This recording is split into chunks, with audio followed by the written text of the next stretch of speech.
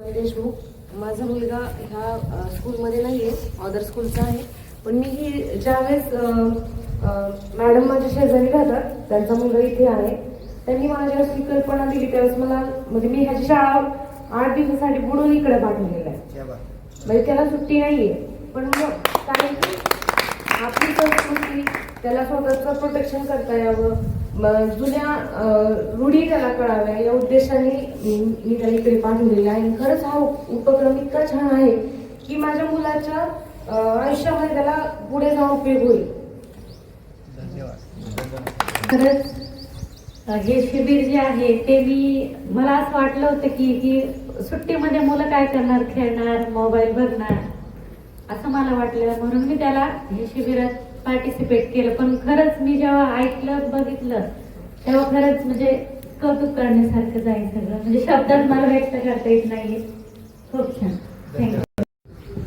मला एक म्हणजे बदल सांगायचा मुलांच्या मध्ये झालेला, कारण मुलांना हे फिल्मी आणि हेच फक्त माहिती इतिहास, आपल्याला प्रॅक्टिकल म्हणजे जो ऍक्च्युअल इतिहास आहे तो तुम्ही मुलांना असं सांगताय आणि किती प्रयास करून ते फिल्मी दाखवतात आणि मुलं तेच बघतात.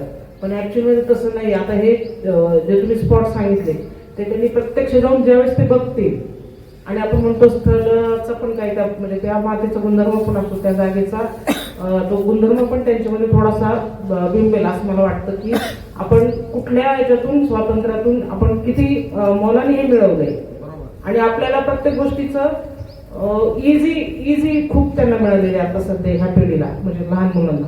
तर त्याच्यामुळे त्यांना काही व्हॅल्यू करता येत नाही. म्हणजे शिवाजीचं हे नाव घेताना सुद्धा त्यांच्या अंगावर असं एक स्वाभिमान आला पाहिजे किंवा एक मोठं त्यांना वाटलं पाहिजे की आपण हे कोणाच नाव घेतोय हे जाणून झाली पाहिजे त्यांना. तर मला असं वाटतं की ही सुरुवात खूप छान झालेली आहे. तर ज्या वेळेस पुढे पण असे प्रोग्राम असतील त्यावेळेस आम्ही असूच त्याच्यामध्ये, याच्याबद्दल शंकाच नाही. धन्यवाद. म्हणजे शिवाजी महाराजांची जी गाजर त्यांना जे सुरू झालं आज ते कदाम, तर ही जी सुरुवात आणि आता तुम्ही कथाकथनातून सांगताय, गोष्टी लहानपणी ऐकल्या होत्या, पण शिवाजी महाराजांसारखा राजा होणं आणि आम्ही त्या महाराष्ट्रात असणं हा आमचा स्वाभिमान. आणि दुसरी गोष्ट, इतके शूर सरदार ज्यांनी स्वतःच्या प्राणाची सुद्धा कधीही पर्वा नाही केली, अशा सरदारांचा इतिहास परत एकदा पाहणं ही आमचं सौभाग्य आहे. याबद्दल सुनील सर तुम्ही सगळ्यांचं शाळेचं आम्हाला खरोखर आभार मानायचे की परत एकदा आम्हाला इतिहास जपता येतोय, त्याबद्दल धन्यवाद.